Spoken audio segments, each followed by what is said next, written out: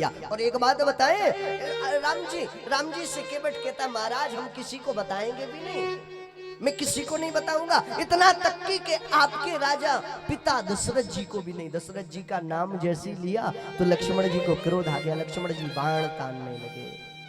लक्ष्मण जी को राम जी इशारा करते हैं, अरे भैया बदनामी अपनी होगी, बाण न चलाना।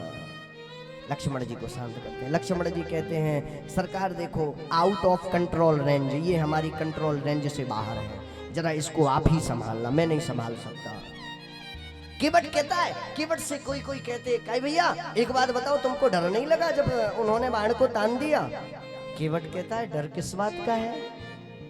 अरे जिस स्थान के लिए लोग जगह जगह जाते हैं, भगवान के यहाँ पूजा करते हैं कि ऐसा स्थान हमको प्राप्त हो गए, वो स्थान तो मेरे सामने था। कहा कौन सा स्थान? बोले श्री गंगा जी का तट हो, श्री बंसी का वट हो, मेरा सावरा निकट हो, जब प्राण तन से निकले, इतना तो कर न स्वामी, जब प्राण तन से निकले। अरे भगवान का साक्षात्कार है, भगवान मेरे सामने, गंगा जी का तट है। यदि परमात्मा बाण भी चला देंगे तो मुझे सीधे स्वर्ग ही जाना है। अरे जो परमात्मा से दिन रात मांगते हैं, आज तो मुझे सीधे स्वर्ग जाना। केवट कहता है महाराज कोई बात नहीं, आपको गंगा पार तो कराऊंगा। केवट भगवान के चरणों को धोता है। भगवान एक चरण अपना पृथ्वी पर रख देते हैं। ये पृथ्वी पे रखा, केवट ने कहा महाराज इन्हीं कंकड़ों से हमको डर लगता और आपने पुनः इसको पृथ्वी पर रख दिया। राम जी कहते हैं केवट मुझे बड़ा दर्द हो रहा मेरे शरीर में, तुमको बताओ तुमको थोड़ी दया नहीं आती मेरे ऊपर? मेरे शरीर में दर्द हो रहा, तुम आधा घंटे से पैरों को धुल रहे हो। केवट ने कहा कोई बात नहीं। केवट मन ही मन विचार कर रहा कि भगवान के चरणों को तो मैंने धुल दिया तो मेरा कल्याण होना ही है, और यदि परमात्मा ने कहीं मेरे सिर पर हाथ रख दिया तो और कल्याण हो जाएगा। केवट कहता महाराज यदि आपको शरीर में दर्द होता है तो एक काम करो, मेरा सहारा ले लो, मेरे सिर को पकड़ लो। भगवान ने दोनों हाथ उसके सिर पर रख दिए। लक्ष्मण जी कहते हमें लगता था कि संसार सागर को ये सहारा देते, इनको भी जब दिक्कत होती है तो केवट सहारा दे रहा। केवट ने आज सहारा दिया। केवट का सहारा लेकर के परमात्मा खड़े हुए हैं। और जब केवट का सहारा लिया, चरणों तक धुल दिए, चरण को धुल करके जब नाव पर बैठाते हैं तो केवट ने जाकर के 2 से 2.5 घंटे लगा दिए यात्रा कराने में। राम जी कहते हैं केवट 2 मिनट की रास्ता थी, तुमने 2 घंटा लगा दिए। केवट हमको नींद आने लगी है, हमको उबासी आने लगी है। केवट कहता है महाराज जब तुम लोगों को 84 लाख योनियों में भटकाते हो तो कितना आनंद आता है। मैंने तो आपको केवल 2 घंटा गंगा में ही भटकाया है। आप तो जब 84 लाख योनियों में लोगों को भटकाते फिर कितना आनंद आता। राम जी कहते हैं केवट जो भगवान का दर्शन करेगा, माँ गंगा का चरणों तक लेगा और प्रयागराज में जाकर के माँ गंगा को प्रणाम करेगा, कभी वो 84 लाख योनियों में नहीं भटकेगा। ये मेरा वरदान है। आज केवट पर बड़ी प्रसन्नता होते और केवट जाकर के गंगा पार कराता है। और केवट जब गंगा पार कराता है तो राम जी कहते हैं हमारे पास तो कुछ है नहीं है। माँ जानकी जी समझ जाती हैं। माँ जानकी जी अपने हाथों की मुद्री और राम जी के हाथ में रख देती हैं। माँ जानकी जी कहती हैं प्रिय आपका हाथ खाली नहीं है, आपके हाथ में कुछ है। राम जी कहते हैं हे स्वामी मेरा हाथ कभी खाली नहीं है। आपके पिता राजा जनक ने आपका हाथ मेरे हाथों में रख दिया, सदैव मेरा हाथ भरा हुआ है। मेरा हाथ बिल्कुल खाली नहीं है, भरा है मेरा हाथ। जब जानकी जी मुद्री देती है तो मुद्री देते हैं केवट को राम जी। राम जी कहते हैं भैया एक काम करो, इस मुद्री को रख लो, मेरे पास ज्यादा तो नहीं है। केवट कहता महाराज इसका हम क्या करेंगे? अरे हमारी आपकी जाति भी एक है, हमारा आपका काम भी एक है, और जाति के लोग कभी जाति से लेते नहीं हैं। नाई से न नाई लेत बाल की कटाई को, और धोबी से न धोबी लेत वस्त्र की धोवाई को। कभी नाई यदि नाई के बाल काटता है तो कभी वो पैसा नहीं लेता, और धोबी भी कभी धोबी के वस्त्र धोता को कभी पैसा नहीं लेता। महाराज हमारी आपकी जाति एक ही, हम क्या करेंगे लेकर के? लक्ष्मण जी बोले अभी तो ये कह रहा था, अब तो इसने जात भी एक बना दी, काम भी एक बता दिया। बोले महाराज हमारी आपकी जाति एक है और काम भी एक है। राम जी बोले भैया कौन सा काम एक सा है? बोले महाराज मैंने आपको गंगा से पार कराया और आप लोगों को भाव से पार कराते हो। यदि कोई गंगा के किनारे अटक जाए तो मैं गंगा पार कराता हूं, और यदि कोई भव में अटक गया तो आप उसको भव से पार करा देते हो। महाराज हमारी आपकी जाति एक ही है, इसलिए हमें आपसे कुछ नहीं चाहिए। और फिर भी महाराज जानकी जी के लिए कहा, राम जी ने कि ये मुद्री मेरी नहीं है, ये तो जानकी जी की है। तो जानकी जी को केवट कहता है कि ये तो मेरी बेटी है और बेटी का दान कभी पिता नहीं लेता। लक्ष्मण जी बोले कैसे तुम्हारी बेटी है? अरे हमारी भौजाई है, वो भाभी है, कैसी बेटी हो गई तुम्हारी? केवट कहता है सुनिए महाराज, राजा जनक ने आपके चरणों को धुला था, माँ जानकी जी को दिया, मैंने आपके चरणों को धुला, मैंने क्या दिया? कुछ नहीं, इसलिए मुझे ना आपसे कुछ लेना है ना कुछ देना है। राजा आपके दो लोगों ने ही पैरों को धुला है, या तो राजा जनक ने आपके पैरों को धुला या ये केवट ने पैरों को धुला। राजा जनक ने धुला तो माँ जानकी जी को दिया, लेकिन इस दास ने आपके पैरों को धुला, मैंने कुछ नहीं दिया। इसलिए हम और राजा जनक दोनों भाई भाई हैं, और ये माता जानकी हमारी पुत्री है, इसलिए पुत्री का दान कभी पिता नहीं लेता है, और जो पिता अपनी पुत्री का दान लेता है वो नरक में जाता है। ये बात मैं नहीं, श्री रामचरितमानस की कथा कहती है। जो भी पिता अपनी पुत्री का दान लेता है वो घोर नरक में जाता है। केवट से भगवान कहते हैं एक काम करो केवट, ले लो यार, कुछ तो ले लो, थोड़ा बहुत ले लो। केवट कहता है महाराज ये बताओ मैं कैसे ले लूं, मैंने जब कुछ किया नहीं है। केवट कहता है घुमा फिरा करके राम जी से, प्रभु एक बात बताओ कि नाव किसकी थी? राम जी बोले तुम्हारी। वो बोले नाव पार किसकी हुई? बोले तुम्हारी। तो बोले महाराज आपका तो कुछ उसमें है ही नहीं है, नाव भी मेरी और पार भी मेरी हुई, अब मैं तुमसे क्या लूं महाराज? अब मुझे कुछ नहीं चाहिए, बस आपका आशीर्वाद चाहिए। और आशीर्वाद लेकर के परमात्मा पुनः अपनी यात्रा पर निकल जाते हैं। बोलो राजा रामचंद्र भगवान की। हम आपको यदि परमात्मा कभी मिल जाए तो हम आप कितना मांग लेते हैं, लेकिन ना ना ना ना, कभी परमात्मा से मांगना नहीं चाहिए। मांगना उसी से चाहिए जिसको पता ना हो कि आपको चाहिए क्या। जब सनक सनंदन सनातन सनत कुमार चारों अग्रजों के साथ में भक्ति मैया नृत्य करने के लिए आती हैं, एकदम स्वस्थ हो जाते हैं श्रीमद् भागवत कथा सुनने से। नारद जी सनकादिक ऋषियों से कहते महाराज एक बात बताओ, क्या श्रीमद् भागवत कथा सुनने से भक्ति ज्ञान वैराग्य का ही कल्याण ही हुआ है या और किसी का भी कल्याण हुआ? नारद जी कहते हैं भैया श्रीमद् भागवत कथा सुनने से कभी किसी ने श्रीमद् भागवत कथा ना सुनी हो, जीवन भर उसने केवल पाप किए हो, और मरने के बाद भी यदि उसके नाम से श्रीमद् भागवत कथा हो जाए तो वो कल्याणकारी होती है,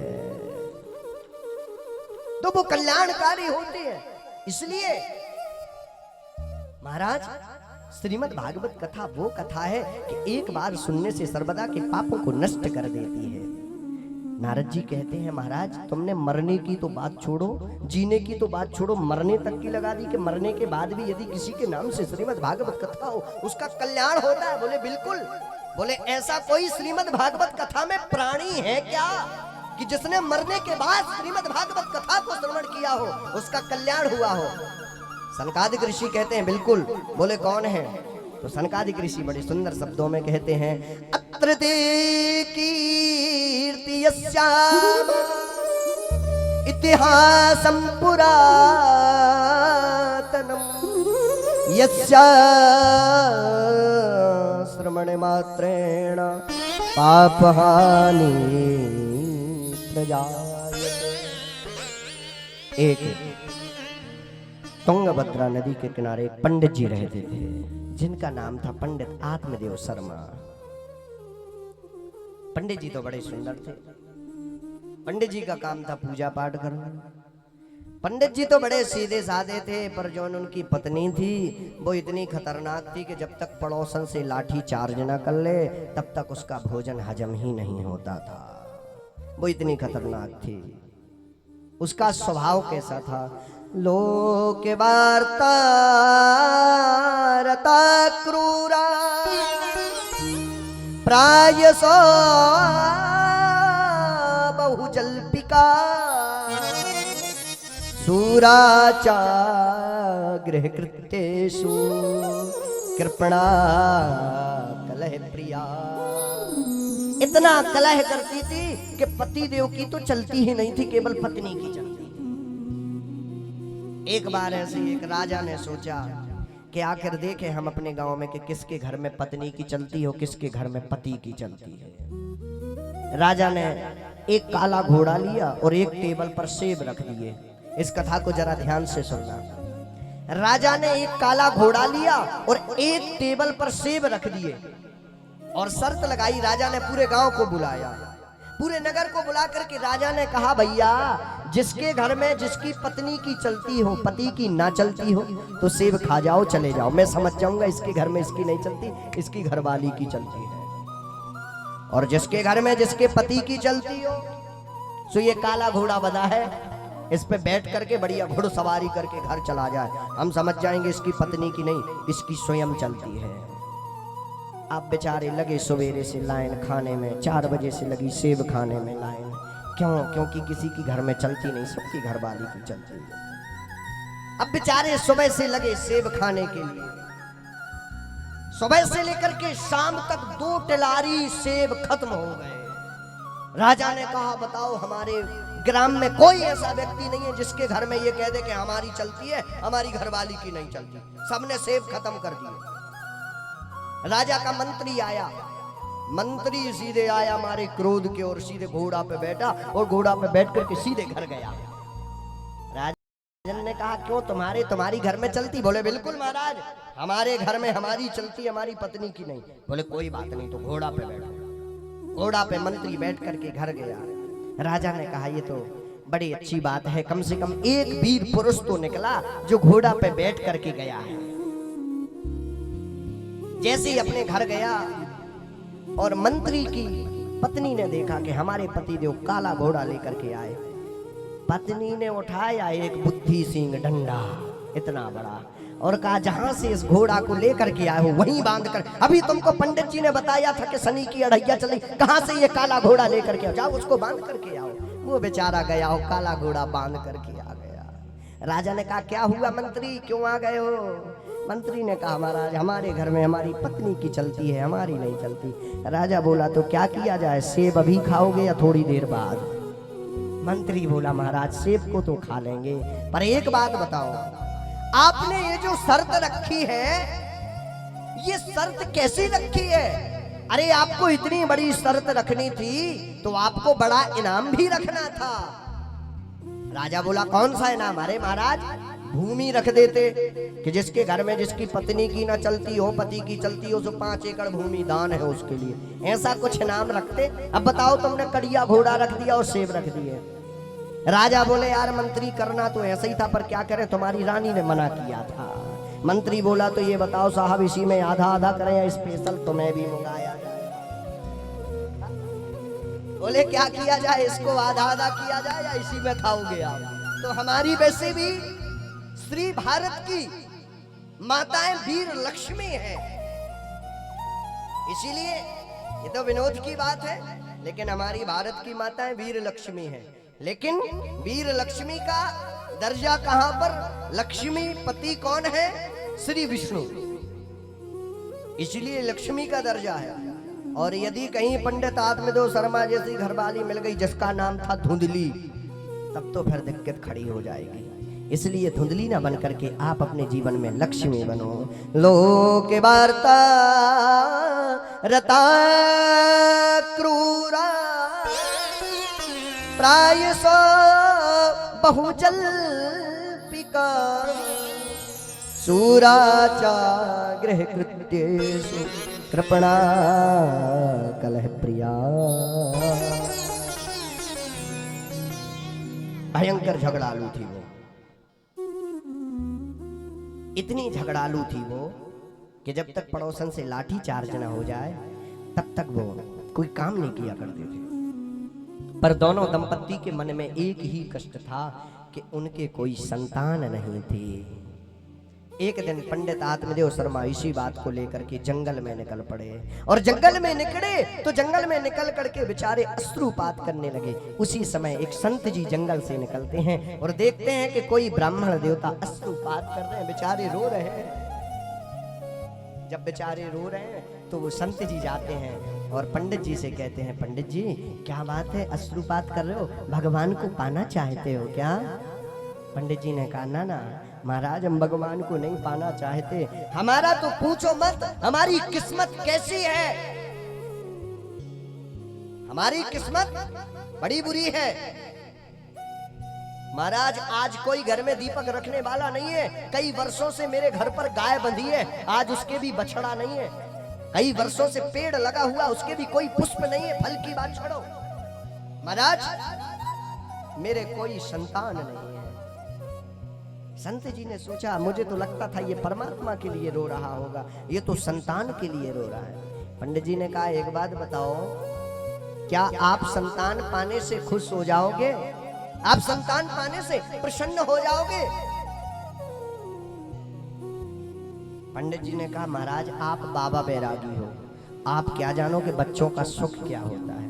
जब बच्चे मीठी मीठी तोतली भाषा में बात करते हैं तो कितना आनंद नहीं आता। महाराज मुझे वही मीठी मीठी तोतली बोली सुनने के लिए मेरा दिल ललायत है महाराज। पंडित जी ने कहा, सुनिए पंडित जी, एक बात बताएं आपको, आपकी एक जन्म की तो बात छोड़ो, 7 जन्म तक कोई आपके संतान योग नहीं है। और ज्यों ही पंडित जी ने 7 जन्म का हिसाब सुना तो पंडित जी ने अपना सिर उठा करके संत जी के चरणों में गिरा दिया। संत जी ने कहा, अरे बेटा ये क्या कर रहे हो, मर जाओगे।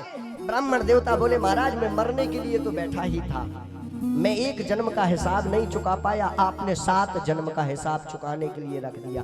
अब या तो मुझे संतान चाहिए, नहीं तो दूसरी बार इतनी जोर से सिर पटकूंगा कि मेरे तो प्राणांति हो जाएगा, ब्रह्म हत्या आपको लगेगी। महात्मा जी ने सोचा, मैंने ये ब्रह्म हत्या कहाँ से मोल ले ली। साधु जी कहते हैं, मैंने ब्रह्म हत्या तो बड़ी खतरनाक मोल ले ली। आज पंडित जी कहते हैं, सुनिए महात्मा जी, अरे साधुओं की वाणी को काटने के लिए विधाता को भी 2 मिनट विचार करना पड़ता है। मैंने आपको पहले ही बताया था कि 2 मिनट विचार करके कोई भी काम करना चाहिए। मैंने आपको पहले बताया था, मेरी मां, पीछे वाले ध्यान से सुनना इस बात को, मैंने आपको पहले बताया था, मैंने आपको बताया था कि 2 मिनट ना जाने तुम्हारे जीवन के लिए कितने लाभकारी हो जाए। कौन सा ऐसा 2 मिनट में शब्द निकल जाए जो तुम्हारे जीवन के लिए सबसे बड़ा लाभ दे दे। एक बात बताएं, कहा बाबा विधाता को भी 2 मिनट विचार करना पड़ता है साधुओं की वाणी को काटने के लिए।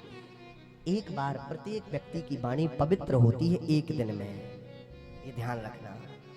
कभी भी कोई व्यक्ति, मैंने देखा है हमारे देहातों की माताएं अपने बच्चे को कभी कभी गालियां देती हैं, बड़ी गंदी गालियां देती हैं, बड़ा अशब्द बोलती हैं। अरे माँ, कभी कभी आपका ये वाणी किसी ना किसी दिन आपके बच्चे के लिए पवित्र हो जाएगा, इसलिए कभी अपने संतान के लिए गलत नहीं बोलना चाहिए,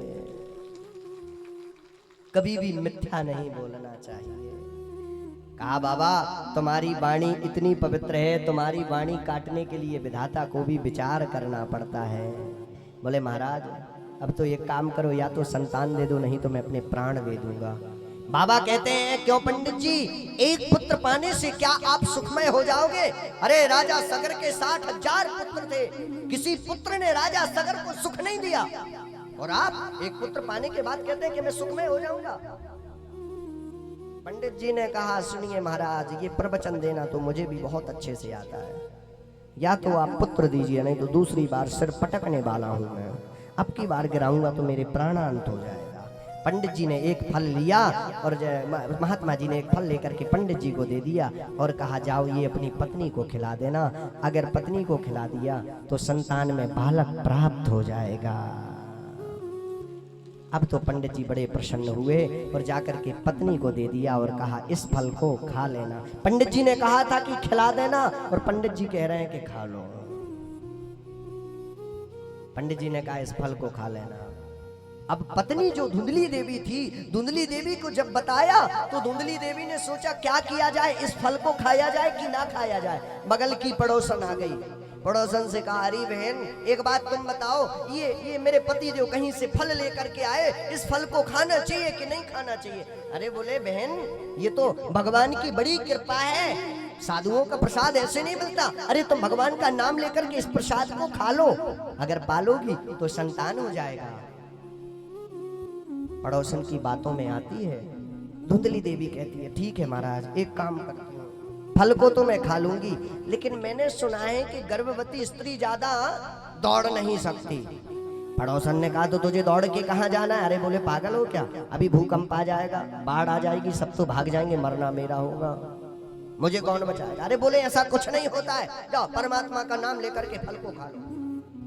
धुंधली ने कहा ठीक है बहन तुम कहती हो तो फल को तो खा लूंगी, एक बात बताओ, मैंने सुना है गर्भवती स्त्री ज्यादा काम नहीं कर सकती। बोले तो मैं काम करके क्या करना है, अपनी ननंद को बुला देना, ननंद को बुला लेना, खूब काम कराना। बोले हम जीवन में नहीं बुला सकते, हमारी ननंद तो महा की चोटी है, आएगी हमारी पूरी गोदरेज ही साफ कर जाएगी, हम कभी अपनी ननंद को तो बुला नहीं वाले नहीं, इससे अच्छा है नौकर रख लेंगे तो ही अच्छा है।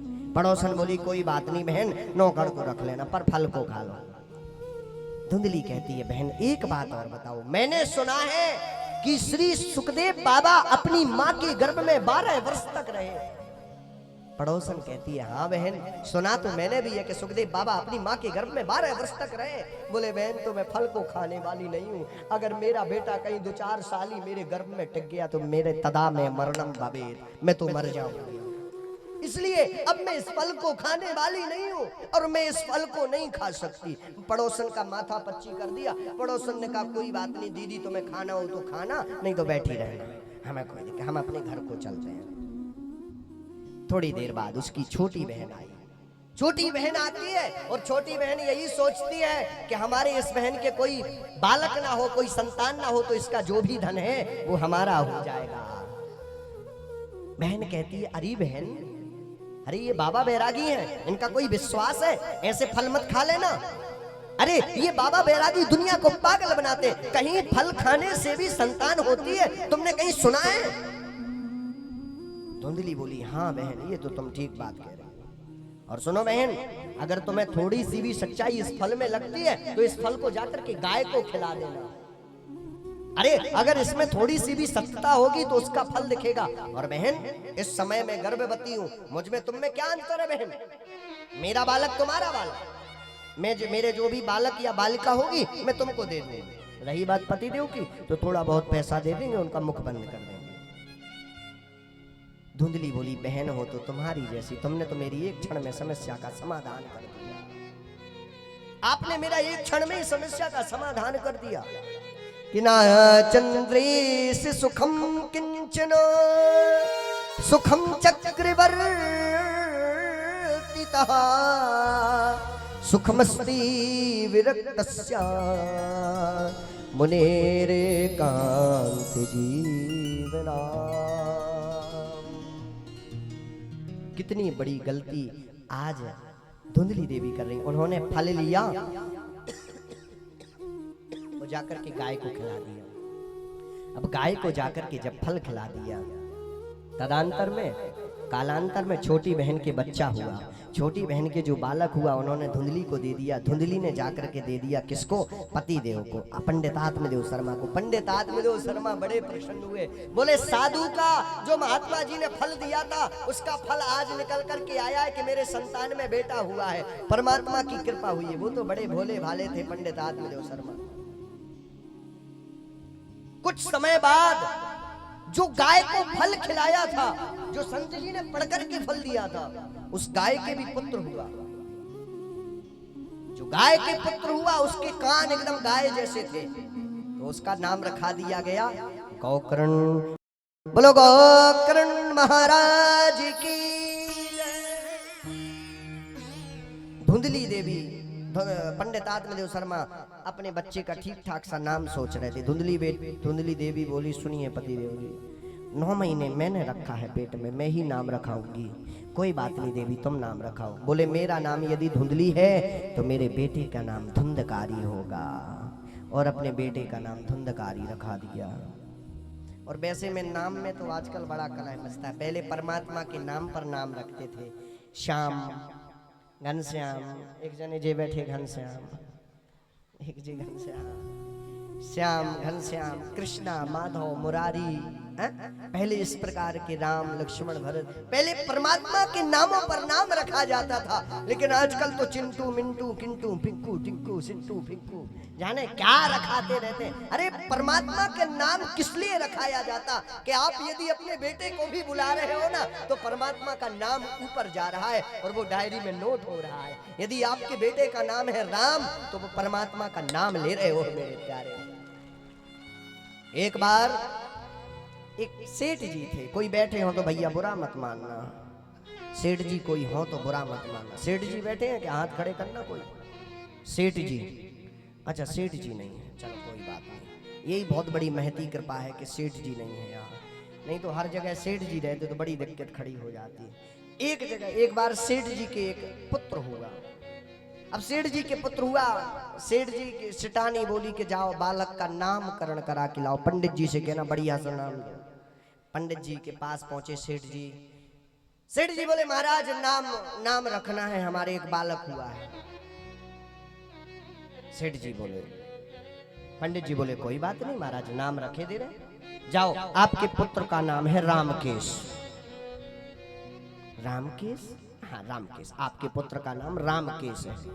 गए अपनी सेठानी के पास में, सेठ जी बोले कि पंडित जी ने बढ़िया नाम रखा दिया है, हमारे बेटे का नाम है रामकेश। सेठानी बोली कैसा नाम रखा दिया? ये कोई नाम में नाम होता है रामकेश?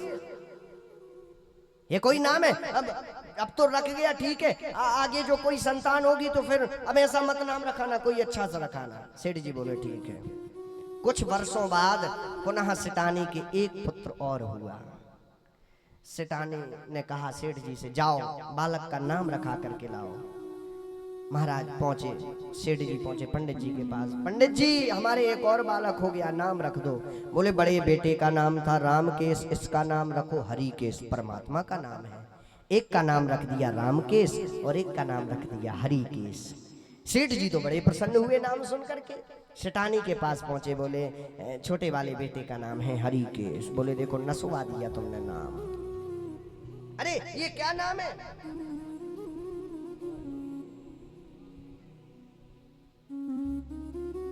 ले क्या नाम है?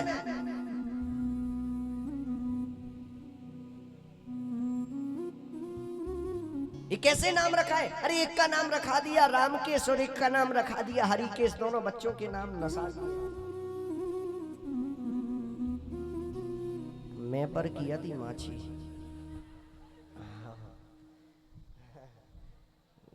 मैं पर की माछी जी वो घनश्याम का तो है मकरी, या मकरी नहीं बेटा, मक्खी है। तो साधु एक का नाम रखा दिया रामकेश और एक का नाम रखा दिया हरिकेश।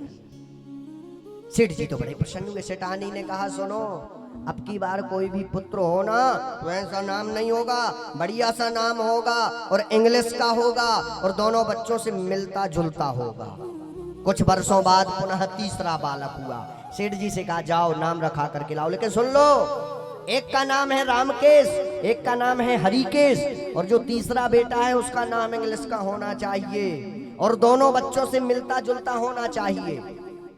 सेठ जी बोले ठीक है। सेठ जी पहुंचे पंडित जी के पास में, मुंह नाक रगड़ करके प्रणाम किया। सेठ जी ने कहा महाराज कोई अच्छा सा नाम देना और दोनों नामों से मिलता जुलता देना, और एक काम करना महाराज कि इंग्लिश का नाम देना। हमारी पत्नी ने कहा हिंदी का नाम नहीं चलेगा। पंडित जी बोले कोई बात नहीं, ब्राह्मण वैसे दिमाग के बड़े तेज होते हैं। पंडित जी ने कहा अच्छा तुम्हारे बेटे का नाम क्या था? बोले एक का नाम रामकेश, बोले दूसरे का नाम है हरिकेश, बोले तीसरे का विष्णु केश। बोले ना महाराज ये नहीं चलेगा, इंग्लिश का चाहिए। बोले कोई बात नहीं। पंडित जी ने पुनः पत्रा निकाला, बोले सुनो तो एक बेटे का नाम है रामकेश, एक का नाम है हरिकेश और तीसरे का नाम रख दो सूटकेश। बोले इंग्लिश का भी है बढ़िया नाम है इंग्लिश, सूटकेस। बोले एक का नाम रामकेश, एक का हरिकेश और तीसरे का सूटकेस। वो बढ़िया नाम है ये। बोले प्रसन्न हो। सेठ जी बोले कौन सा नाम रखा? बोले तो मैंने तो कहा था कि कोई इंग्लिश का नाम चाहिए, इसलिए भैया अपने बच्चों को सूटकेस मत बनाओ, बच्चा ही रहने दो उसको। इसलिए परमात्मा के नामों पर नाम रखना चाहिए। क्यों?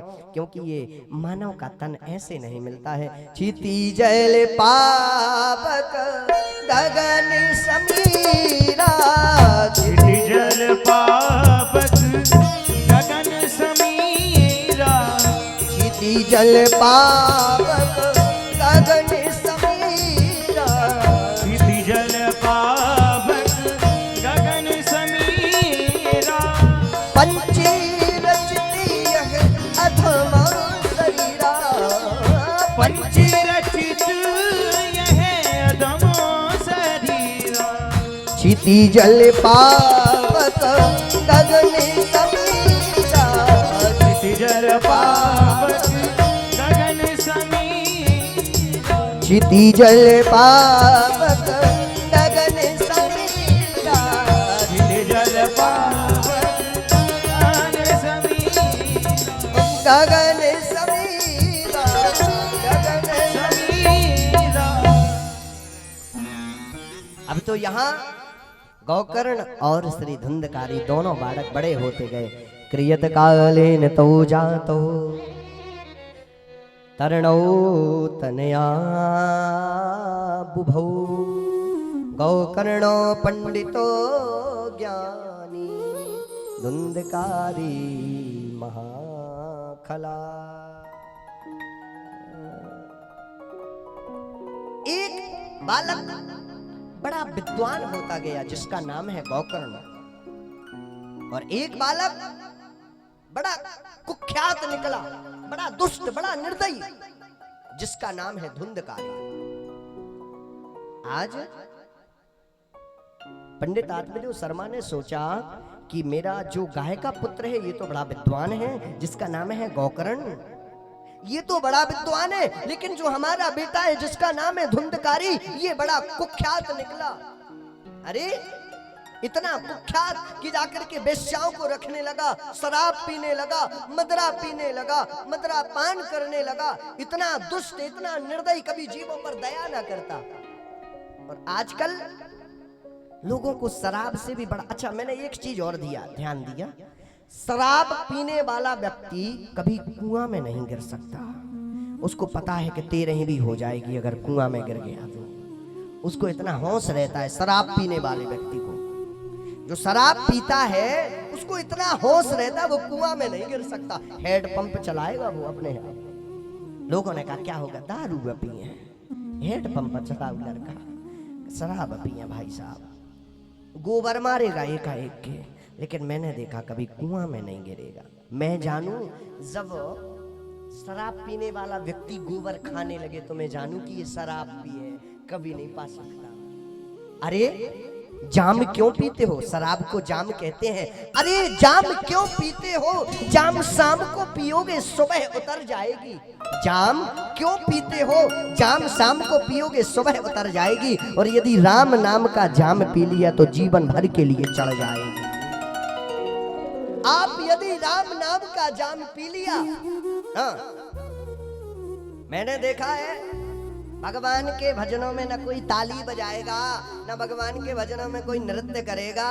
और जाकर के जब किसी के शादी विवाह में जाएंगे तो एकदम कलयुगी गंगा जल डाल करके चुनरी जयपुर से मंगवाई, हरिद्वार से, लंका से, जाने वो चुनरी कहाँ कहाँ से आती है, वो चुनरी पता नहीं कहाँ कहाँ से आती है। कलयुगी गंगा जल डाल करके एकदम मस्त हो जाएंगे। लेकिन नहीं, यदि आपको आनंद लेना है तो एक बात कहना, ओ पापी मन कर ले भजन, मौका मिला है तो कर ले जतन, बाद में प्यारे पछताएगा जब पिंजरे से पंछी निकल जाएगा, जब पिंजरे से पंछी निकल जाएगा। ओ पापी मन कर ले भजन, मौका मिला है तो कर ले जतन, बाद में प्यार पछताएगा जब पिंजरे से पंछी निकल जाएगा, पिंजरे से पंछी निकल जाएगा। बाबा पिंजरे से पंछी निकल जाएगा, पिंजरे से पंछी निकल जाएगा। बार मेरा हाथ उठा करके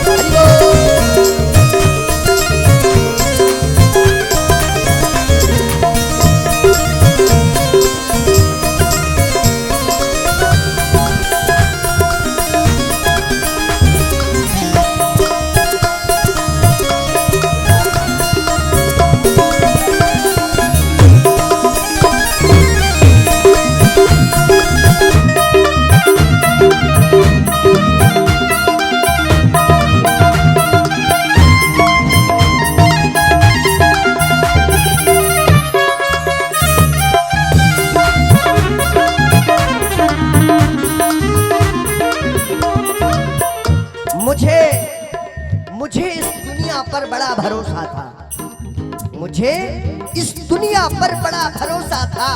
साहब जिस दिन तुम्हारे ऊपर संकट पड़ा उस दिन तुम्हारा कोई ना था। क्या उस दिन तुम्हारा कोई ना था? स्वार्थों के स्वार्थ में जमाना फंसा था, स्वार्थों के स्वार्थ में जमाना फंसा था। पर तुम्हें प्यारे कोई दिक्कत नहीं, क्योंकि तुम्हारे पास ब्रह्मेश्वर बालाजी का सहारा था। उठाओ ना, हरि बोल।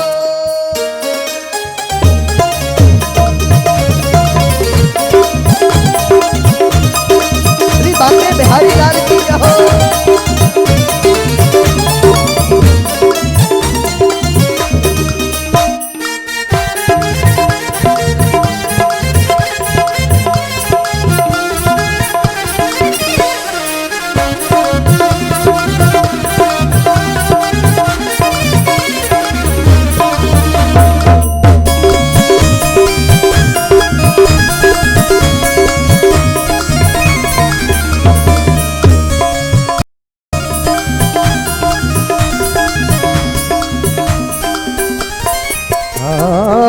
चार दिनों का है जग मेला, 4 दिनों का है जग मेला, 4 दिनों का है जग मेला, 4 दिनों का है जग मेला।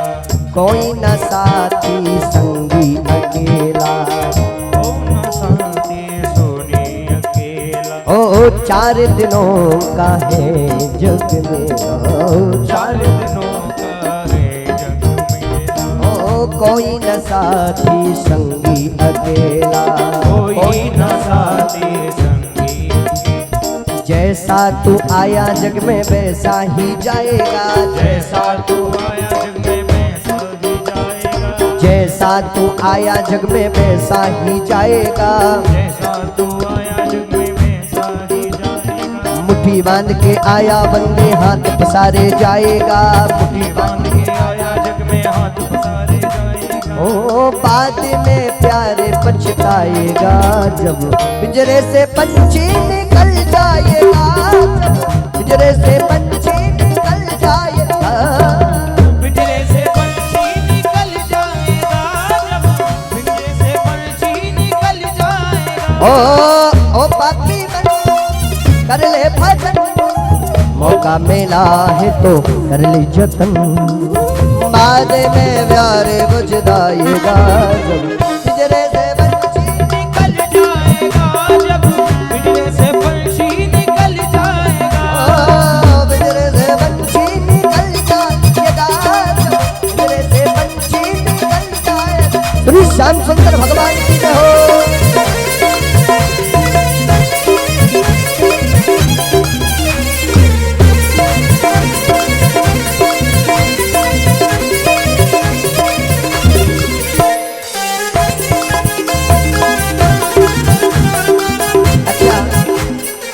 कितने लोग चाहते हैं कि ब्रह्मेश्वर बालाजी के चरणों में अर्जी लग जाए।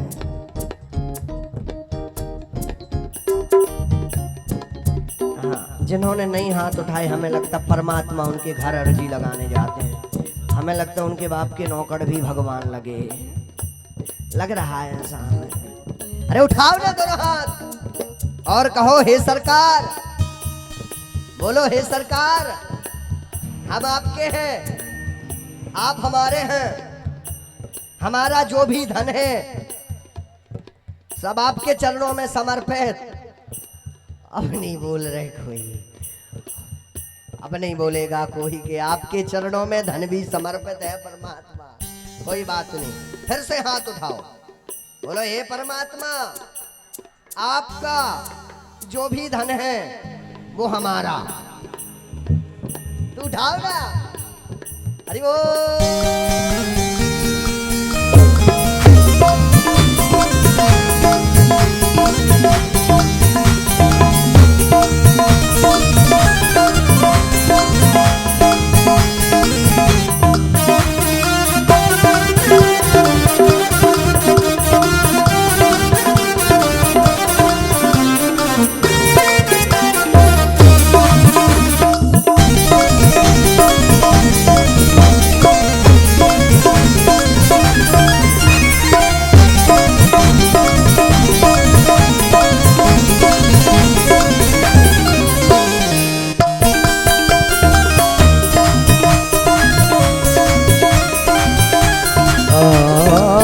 भाई बंधु कुटुंब कबीला, भाई बंधु कौन करेगा, ओ भाई बंधु कुटुंब कबीला, भाई बंधु कुटुंब कबीला। ओ ये तो जगता है झूठा मेला, ये तो जगता है झूठा मेला। मरने के बाद तुझे आग में जलाएंगे, मरने के बाद तुम्हें आग में जलाएंगे, 13 दिन बाद तेरी 13 भी मनाएंगे, 13 दिन बाद तेरी 13 भी मनाएंगे। ओ बाद में प्यारे बच जाएगा जब पिंजरे से पंछी निकल जाएगा, पिंजरे से पंछी निकल जाएगा, ओ पिंजरे से पंछी निकल जाएगा, पिंजरे से पंछी निकल जाएगा। ओ पापी मन कर ले भजन, मौका मिला है तो कर ले जतन, बाद में प्यारे बज जाएगा, पिंजरे से पंछी निकल जाएगा, पिंजरे से पंछी निकल जाएगा, पिंजरे से पंछी निकल जाएगा, जब पिंजरे से पंछी निकल जाएगा। ये बात उठा दो रहा था।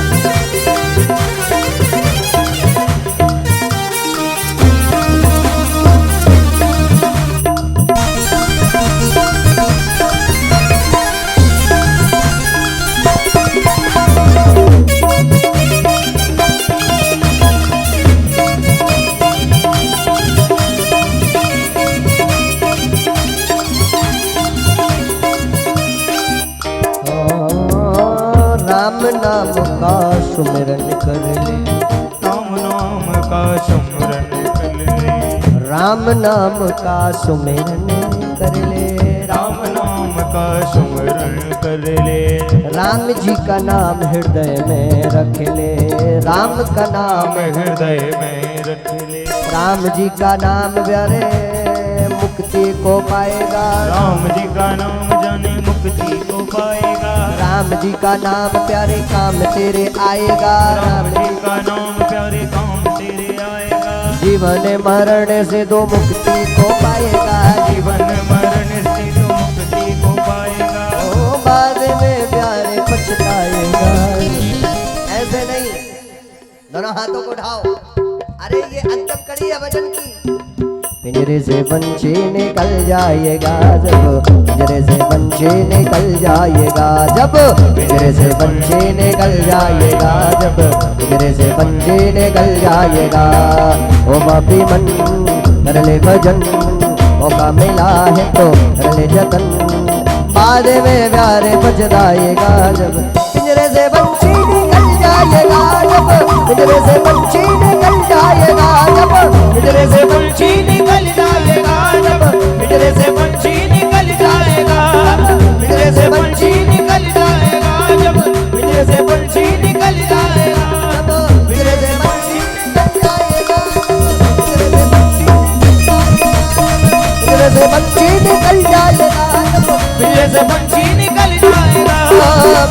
पंछी निकल जाएगा। पिंजरे से पंछी निकल जाएगा।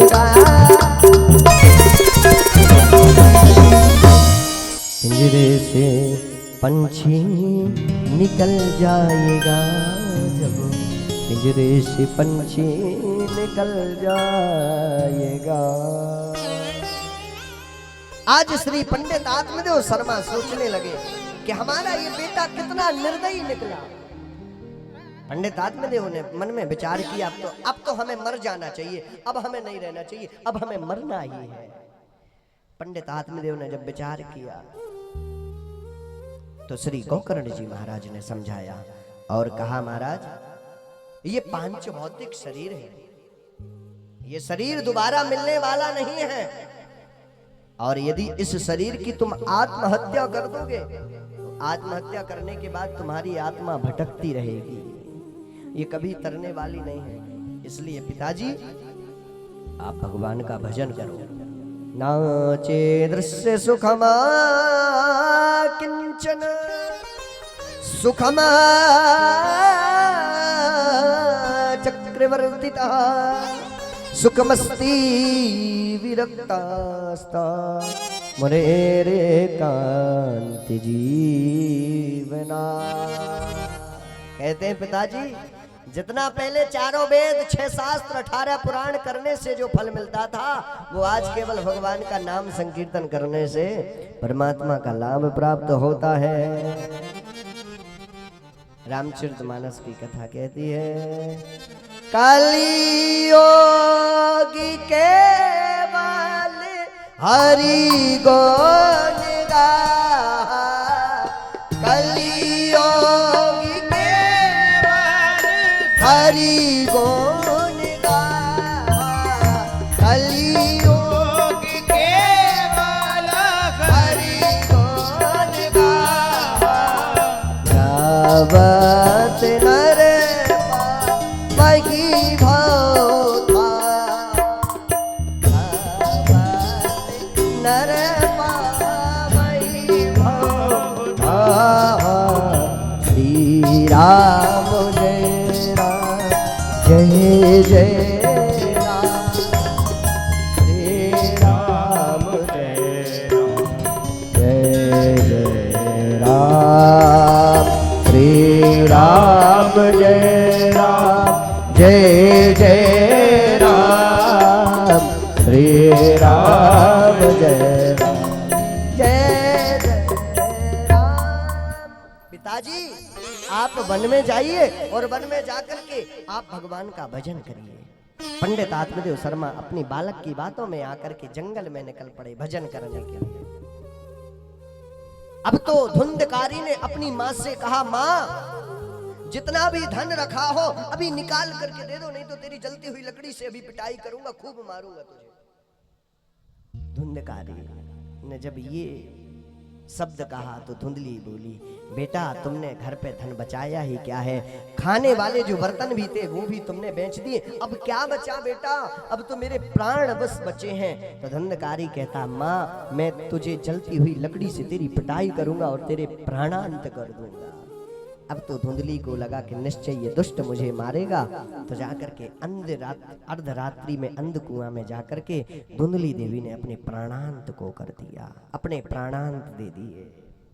जब अपने प्राण पखेरु कर दिए, गोकर्ण जी को लगा पिताजी भजन करने के लिए गए, माताजी ने आत्महत्या कर ली, माताजी का प्राणांत हो गया, लगता हमारी बारी आ गई है। गोकर्ण जी जाकर के विद्यापीठ के बहाने निकल पड़ते हैं घर से बाहर। बाद में ये 4-4, 5-5 वेश्याओं को धुंधकारी रखने लगता है अपने घर पर, 4-4, 5-5 वेश्याओं को घर में रखता है। एक दिन चोरी करने के बाद खूब धन को लेकर के आता है। जब चोरी करने के बाद खूब धन को लेकर के आता, वेश्याओं ने सोचा कि इतना धन लेकर के आया, जिस दिन हम राज्यसभा में पकड़े जाएंगे निश्चय ये दुष्ट हमारा नाम ले लेगा, इसलिए इतना धन हो गया है कि हम अपना जीवन आराम से व्यतीत कर सकते हैं, अब हमें इसके साथ नहीं रहना है। जैसे ही धुंधकारी आता है उसको शराब पिला करके उसी के घर में बांध करके रस्सियों से बांधती हैं वो पांचों गड़काएं, और अंगारे जो आग के अंगारे होते हैं, अंगारे मुंह में ठूस ठूस करके भर करके उसका प्राणांत कर देते हैं और उस धुंधकारी को वहीं पर गाड़ देते हैं, और वो वेश्याएं धन लेकर के अपने घर को चल देती हैं। गोकर्ण जी को पता चलता है तो गया जी में जाकर के श्राद्ध तर्पण करते हैं, लेकिन जो जन्म जन्मांतरों का पापी होता है उनका श्राद्ध तर्पण करने से कोई उनको लाभ नहीं होता है। उनको लाभ किस चीज से होता है? श्रीमद् भागवत कथा श्रवण कराने से। जो भी, पहली बात तो एक बात याद रखना मेरी माँ, मेरे भाई बंधु, यहां तो मुझे मेरी वाणी को कम लोग श्रवण कर रहे हैं, घर बैठे जो लाइव प्रसारण के माध्यम से मुझे देख रहे हैं उनसे मेरा यही निवेदन है, हमारा YouTube का बहुत लंबा परिवार है और इस परिवार में सब लोग जुड़े हुए हैं।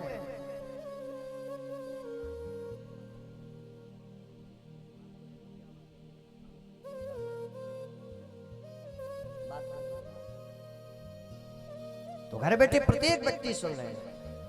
आप लोग याद रखना, कभी भी अपने जीवन में यदि भगवान ने हमको जन्म दिया तो जन्म इसलिए नहीं दिया है कि आप कुछ गल्ला गोली खा करके, डाई पी करके, जहर खा करके आप अपना प्राणांत कर दो। ना ना ना, भगवान ने इसलिए जन्म दिया है कि सदैव भगवान का भजन करो। कान दिए सुनबे को सत्संग, सुजीव दई भजमान को। कान दिए सदैव सत्संग सुनने के लिए, इसलिए कान नहीं दिए हैं कि फलाना हुआ ढकाने के लिए बदनाम, ना ना ना, इसलिए भगवान ने कान दिए हैं कि आप सदैव भगवान का भजन करो। नाक इसलिए लगाई है कि इससे सुंदर हवा लो, इससे वायु, इससे श्वास आपकी चलती रहे। भगवान भी, अच्छा एक बात बताएं, ब्रह्मा जी भी बड़े कलाकार थे। ब्रह्मा जी को ये पता था कि कलयुग के लोग आगे चल करके चश्मा लगाएंगे, इसलिए ब्रह्मा जी ने नाक थोड़ा बड़ी बनाई है, क्योंकि उनको पता था कि यदि नाक ना होती तो फिर चश्मा का स्टैंड कहाँ होता। ब्रह्मा जी बड़े होशियार थे भाई। कान सुराग तो देता है, कानों के ये छिद्रों से सुनाई तो भगवान ब्रह्मा जी को ये सब ये मडगाड़ लगाने की क्या जरूरत थी, लेकिन उनको पता था कि चश्मा रुपेगा कहाँ, चश्मा रुपाया कहाँ जाएगा, इसलिए ब्रह्मा जी ने मानव की रचना बड़ी सुंदर की है। तो इसलिए नहीं ये सुंदर रचना की है कि क्वातिष्ठामि को गच्छामि को मे दुःखं विमोप्ययेत् प्राणस्यामि दुःखेन हा कष्टं मम संसितः। भगवान ने इतना सुंदर शरीर हमें इसलिए बनाया है कि हम सदैव हरि का भजन करते रहें, और भगवान से एक ही बात कहना चाहिए, नाम जानू आरती बंदन ना पूजा की रीत, मैं अनजान हूँ दरस दीवानी पागल मेरी प्रीत।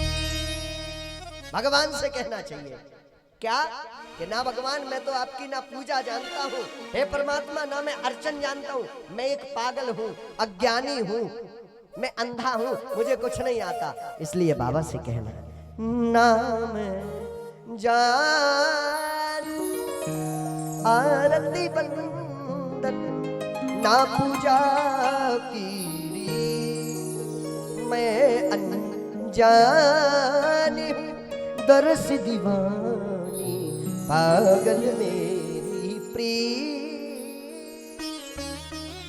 पागल, हमें पागल बनकर के सेवा करनी चाहिए। आप लोग कहेंगे महाराज मुझे पागल कह रहे हैं, आप लोग कहेंगे कि महाराज हमको पागल कह रहे हैं। अच्छा आप सब पागल हो? कितने लोग पागल हैं जरा हाथ उठाना। पागल कितने लोग हैं?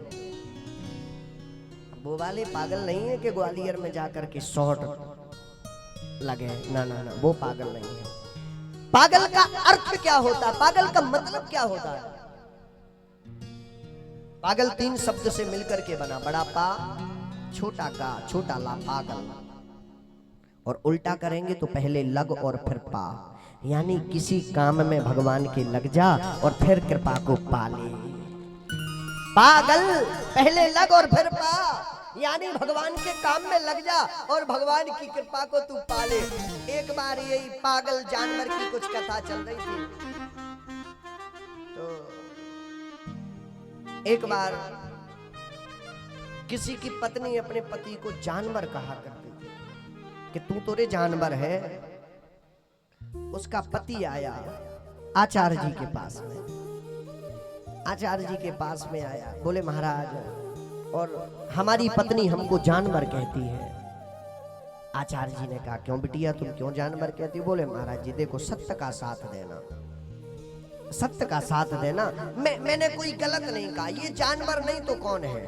बोले ना बेटा अपने पति को जानवर नहीं कहा जाता। देखो महाराज मैं भी तुम्हारी बिटिया हूँ और ये आपके शिष्य हैं, इसलिए सत्य का साथ देना, जो भी फैसला करना सोच समझ करके। बोले बेटा कभी अपने पति को जानवर नहीं कहा जाता, ये जानवर नहीं तुम्हारे स्वामी हैं, तुम्हारे भगवान हैं। बोले ना ना देखो महाराज ये तो जानवर है, ये जानवर है और पक्का जानवर है मेरा, पक्का जानवर। पति ने कहा तुम क्या कह रहे? बोले तुम तो जानवर हो मेरे, पक्के जानवर। पंडित जी ने कहा बेटा तुम जानवर क्यों कहती हो? बोले महाराज ये बताओ जब मैं इसकी जान हूं और ये मेरा बर है तो ये जानवर नहीं हुआ मेरा? अरे भैया जानवरों, अरे पागलों, आप तो सब राम नाम के पागल हैं, आप सब कृष्ण नाम के पागल हैं। वो पागल तो ग्वालियर में मिलते हैं, लेकिन ये सब जितने बैठे हैं ये सब कृष्ण के पागल हैं। तब रात्रि 11 बजे तक आप लोग बैठे हुए हो, नहीं तो घर में जाकर के चारपाई पर निद्रासन में होते सब लोग। आज जब गोकर्ण जी को पता चला कि हमारी माता जी का प्राणांत हो गया, भाई का भी प्राणांत हो गया, पिताजी का भी प्राणांत हो गया, उन्होंने गया जी में जाकर के श्राद्ध तर्पण किया और पुनः जब घर आते हैं तो दोनों प्राणियों का तरण तारण हो जाता है, लेकिन धुंधकारी का तरण तारण नहीं होता। धुंधकारी प्रेत बनकर के भटकता रहता है। अब जब पंडित गोकर्ण जी महाराज आते हैं तो वो प्रेत जो बना भटक रहा था, वो भेड़ का बच्चा, भैंस का बच्चा जीव बन करके आता है। गोकर्ण जी ने कहा अरे तुम कौन हो? अभी मंत्र जल मारते हैं तो वो बोलने लगता है और धुंधकारी कहता है महाराज मैं आपका ही भाई धुंधकारी हूँ और महाराज मैं इस प्रेत योनि में भटक रहा हूँ। गोकर्ण जी ने कहा भैया मुझे जैसे ही पता चला कि आपका प्राणांत हो गया मैंने गया जी में जाकर के श्राद्ध तर्पण किया। बोले महाराज मुझे 1-2 श्राद्ध तर्पण से मेरा तरन तारण नहीं होने वाला है, मैं जन्म जन्मांतरों का पापी हूँ, इसलिए मेरा तरन तारण नहीं हो सकता है। महाराज आपको तो कोई ना कोई अच्छा उपाय करना पड़ेगा। गोकर्ण जी कहते हैं भैया अभी तुम जाओ, मैं प्रातःकालीन बेला में जरूर आपकी कोई व्यवस्था करूंगा। प्रातःकालीन बेला में कई महापुरुषों के पास जाते हैं गोकर्ण जी, जब कोई जवाब नहीं देता, जब किसी ने जवाब नहीं दिया तो सूर्य नारायण भगवान को साक्षी मान करके कहते हैं, हे जगत के कल्याणकारी सूर्य, आप ही बताइए कि मेरे भाई का तरन तारण कैसे होगा, मेरा भाई प्रेत बन करके भटक रहा है। सूर्यदेव भगवान कहते हैं कि अपने भाई को आप श्रीमद् भागवत कथा सुनाओ, इसका तरन तारण हो जाएगा।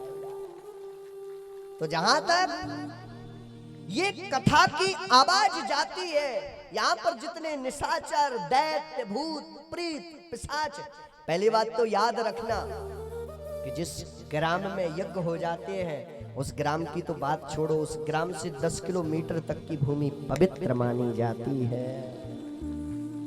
ये कोई छोटा मोटा काम नहीं है, आप लोगों का बहुत बड़ा काम कर रहे हैं और ये तो बाबा की बड़ी कृपा है।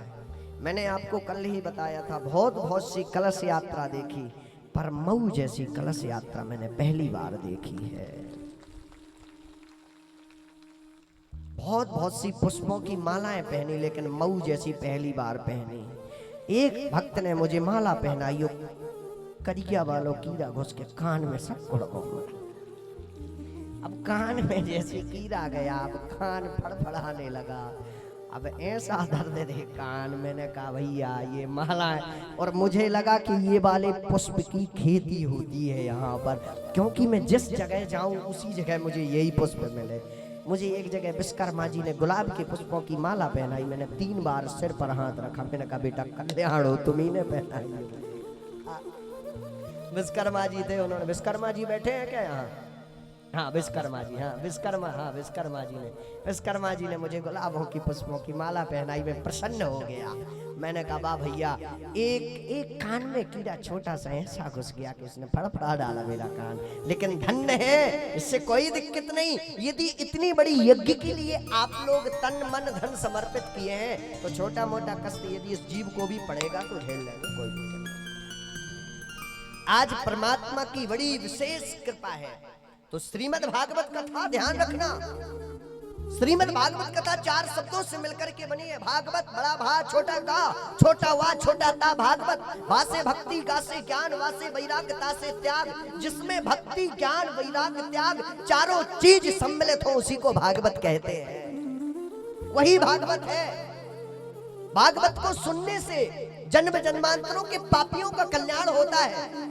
और मैं कहता हूं 3 घंटा ना सुनिए, आप 2 मिनट भी सुनिए। We find time for every work but not 2 minutes, only 2 minute Bhagwat को सुनो, कल्याण हो जाएगा प्यारे, कल्याण होगा आपका। यदि आपने 2 मिनट भी भगवान के भजन को सुना, परमात्मा की कथा को सुना, आपका कल्याण होना सुनिश्चित है। ये श्रीमद् भागवत कथा ऐसी है कि ना पैसा लगता है, ना रुपया लगता है, राम नाम बोल प्यारे बड़ा अच्छा लगता है।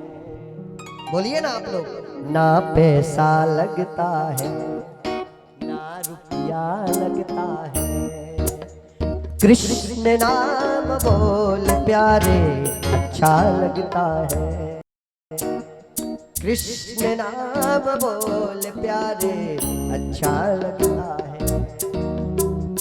अब जब भागवत की बात आई तो गोकर्ण जी ने सोचा कि क्या किया जाए, तो भागवत कथा कराना प्रारंभ कर दी। तो धुंधकारी भी प्रेत बनकर के आता है श्रीमद् भागवत कथा को श्रवण करने के लिए।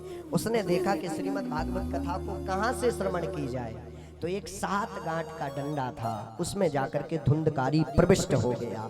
और जैसे ही एक दिन की कथा होती है कि एक गांठ चटक जाती है, और जैसे दूसरे दिन की कथा होती है कि दूसरी गांठ चटक जाती है, और तीसरे दिन की कथा होती है तो तीसरी गांठ चटक जाती है। इस प्रकार से क्रमशः 7 दिन की कथा, जैसे ही 7वें दिवस की कथा होती है। और गोकर्ण जी महाराज श्रीमद् भागवत महापुराण की जय जयकारा को लगाते हैं कि गोकर्ण जी ने जयकारा लगाई कि धुंधकारी वो प्रेत से मुक्त होकर के एक महापुरुष के रूप में प्रकट हो गया।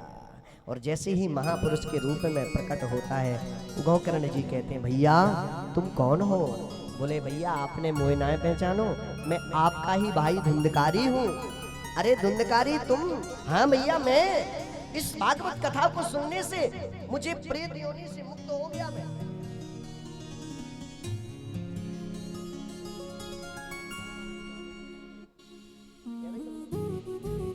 उन्होंने कहा कि बताओ भैया आपका श्रीमद् भागवत कथा श्रवण करने से कल्याण हो गया। हाँ हाँ भैया ये भगवान की कृपा है। तो ध्यान रखना मेरी माँ मेरे भाई कि श्रीमद् भागवत कथा श्रवण करने से ऐसे ऐसे पापियों का कल्याण हुआ है जिन्होंने जीवन भर भगवान का नाम नहीं लिया है, जीवन भर पाप किए हैं, मरने के बाद प्रेत योनि में भटके हैं। लेकिन मरने के बाद प्रेत योनि में भटकने के बाद भी एक बार श्रीमद् भागवत कथा को श्रवण किया कि श्रीमद् भागवत कथा को श्रवण करने से उनकी मुक्ति हो गई है। बोलो श्रीमद् भागवत महापुराण की। श्रीमद् भागवत कथा में परमात्मा का बड़ा गुणानुवाद आया। अब एक बात बताएं, लोग कहते हैं भगवान पैसा का भूखा है, लोग कहते हैं भगवान धन का भूखा है, लोग कहते हैं भगवान मिठाई का भूखा है। ना ना ना ना ना, भगवान न तुम्हारे पैसा का भूखा है, न भगवान तुम्हारे मिठाई का भूखा है। भगवान पत्रम पुष्पम फलम तोयम, भगवान के लिए यदि तुमने एक पुष्प भी चढ़ा दिया भगवान उससे भी प्रसन्न है, लेकिन भाव से चढ़ाना चाहिए। यदि भाव से तुमने भगवान को एक पुष्प भी चढ़ा दिया भगवान प्रसन्न हो जाते हैं। कहीं पर नहीं लिखा है कि भगवान पैसे से प्रसन्न होते हैं, कहीं पर नहीं लिखा कि भगवान मिठाई से प्रसन्न होते हैं, कहीं पर नहीं लिखा कि भगवान धन से प्रसन्न होते हैं। भगवान तो एक लोटी जल से भी प्रसन्न हो जाते हैं। लेकिन हमको पता है क्यों कि दुख में सुमिरन सब करे पर सुख में करे न कोई, और जो दुख में सुमिरन करे और जो सुख में सुमिरन करे सो दुख काहे को हो। यदि आप अपने जीवन में सुख में भजन करोगे तो दुख होने वाला नहीं है। कितने लोग भगवान की पूजा करते हैं? जरा हाथ उठाना। इतने तो सब पुजारी है बैठे। मैं तो जान रहा था भैया यहाँ कोई पुजारी नहीं, यहाँ सब पुजारी बैठे हैं भैया, सब पूजा करने वाले हैं। कोई बात नहीं, धन्य है मेरी माताओं, आपको बहुत बहुत साधुवाद, बहुत बहुत धन्यवाद। कम से कम आप पूजा तो करते हैं। हाँ ये बाबा की बड़ी विशेष कृपा है, भाव के साथ पूजा करना चाहिए। एक मैया थी, एक मैया मुझसे बड़ा प्रेम किया करती थी। उसकी उम्र होगी 82 वर्ष, 82 वर्ष, 82 से पार थी। मैं दिल्ली में कथा सुना रहा था और मैया थी हरियाणा की। अब मैया का थोड़ा डबल शरीर था तो उसको चेयर कुर्सी लगती थी, और मैया अगर पीछे बैठने को पड़ जाए तो मैया बड़ी गुस्सा होती थी, और उसको आगे बैठना है, लेट भी आए तो आगे, थोड़ा शरीर डबल से था तो उसको कुर्सी चाहिए। मैं भी कहूँ मैया बैठो, आगे ही बैठो, तो आगे बैठो आनंद से। मैया प्रतिदिन कथा सुनती थी। एक दिन की बात है, चौथे दिवस की कथा में मैया ने प्रणाम किया। मैं कक्ष में गया और मैं वस्त्र को ही चेंज कर रहा था। मैया ने प्रणाम करते हुए सिर पे हाथ घुमाया। अरे काका ये मैया ये क्या कर रही हो? बोले प्रणाम तो मैंने इसलिए किया कि मेरे गुरुजी हैं, और आशीर्वाद इसलिए दिया कि जाकी उम्र को नाती मेरो घर में खेले, जाकी उम्र को नाती मेरो घर में खेले। मैंने कहा मैया क्या बात है, कहाँ से आई हो? बोले महाराज मैं हरियाणा से आई। अच्छा, मैंने कहा मैया हरियाणा से आई हो? बोले हाँ। क्या बात है मैया, कुछ पूछना है क्या? बोले ना ना ना, मैं तो गुरु दीक्षा ले भैया 82 साल की हो गई है, गुरु दीक्षा ना ली। बोले ना ना ना लई थी, पर का करें मारे गुरुजी सिधारे। बोले मेरे गुरुजी ऊपर चले गए। मैंने कहा तो फिर मैया? बोले मैंने दूसरे गुरुजी भी बनाए। मैंने कहा उनका क्या हुआ? बोले वे भी सिधारे। मैंने कहा अब मैया क्या विचार है? बोले मैंने देखा कि महाराज तुम थोड़ा हट्टे कट्टे दिख रहे हो, कुछ दिन चलोगे, मैंने सोचा तीसरा गुरु तुमको भी बना लिया जाए। मैंने कहा ना मैया मुझे सिधारना है, ना मुझे गुरु दीक्षा देनी है भैया। मैंने कहा ना मुझे सिधारना है और ना मुझे गुरु दे। लेकिन ये तो विनोद की बात है, गुरु प्रत्येक भक्त के जीवन में होना चाहिए। क्यों? क्योंकि जिसके जीवन में गुरु ना हो उसका जीवन बड़ा अधूरा कहा गया। जिसके जीवन में गुरु नहीं है, भगवान भी पूजा को श्रवण नहीं करता, भगवान भी अपना आसन छोड़ करके चले जाते हैं। तुम कितनी भी पूजा करो, लेकिन पानी पियो छान कर, गुरु बनाओ जान कर। अरे गुरु ऐसा होना चाहिए कि जो भगवान की भक्ति का सुदृढ़ करे, जो भगवान का रास्ता बताए, भगवान के ताला की चाबी दे कि इस चाबी से भगवान के दरवाजे खुल जाएंगे। नहीं तो इस जीवन में कनफुक्का गुरु हजार है, जिनको नहीं कछु ज्ञान। कनफुक्का गुरु हजार है, जिनको नहीं कछु ज्ञान। और आप नरक को जाते हैं लेके जात जजमान। आप तो नरक को जाते हैं और साथ में जजमानों को भी बिस्तर बंधवाते हैं, तुम भी चलो भैया नरक। गुरु ऐसा होना चाहिए जो प्रतिदिन कम से कम 51,000 नाम का जाप करे।